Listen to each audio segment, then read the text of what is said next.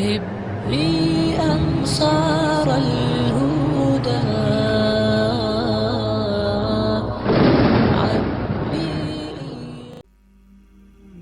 ایک نوجوان تھا جس کا غصہ بہت تیز تھا۔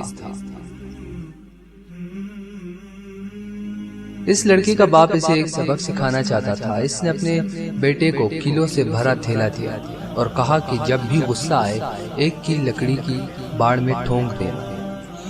پہلے دن اس لڑکے نے باڑ میں 37 کیلیں ٹھونک دی۔ وہ بہت غصے میں تھا۔ کچھ ہفتوں میں وہ لڑکا اپنے غصے پر قابو کرنا سیکھنے لگا۔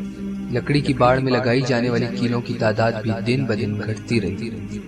اس لڑکے کو یہ جاننے میں زیادہ وقت نہیں لگا کہ باڑ میں کیلیں ٹھونکنے سے آسان غصے پر قابو پانا ہے۔ آخر وہ دن بھی آ گیا جب ایک بار بھی اس لڑکے کو غصہ نہیں آیا اور باڑ میں ایک کیل بھی نہیں ٹھونکنی پڑی۔ وہ لڑکا خود پر فخر محسوس کرنے لگا اور اپنے باپ کو جا کر بتایا۔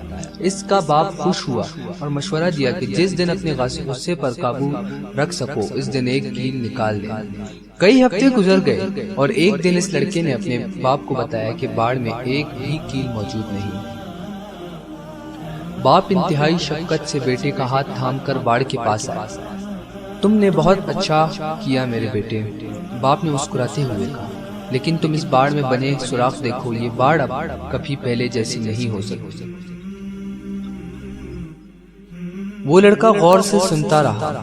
باپ نے کہا، جب غصے میں غلط باتیں کہی جاتی ہیں تو وہ اس باڑ میں موجود سوراخوں کی طرح نشانات چھوڑ جاتی ہے۔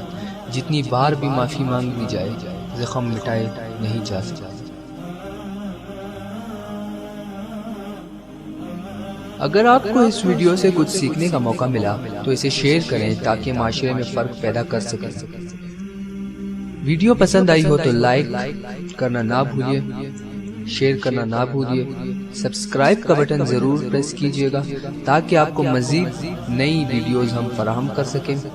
پھر حاضر ہوں گا ایک نئی ویڈیو کے ساتھ، تب تک کے لیے اللہ حافظ۔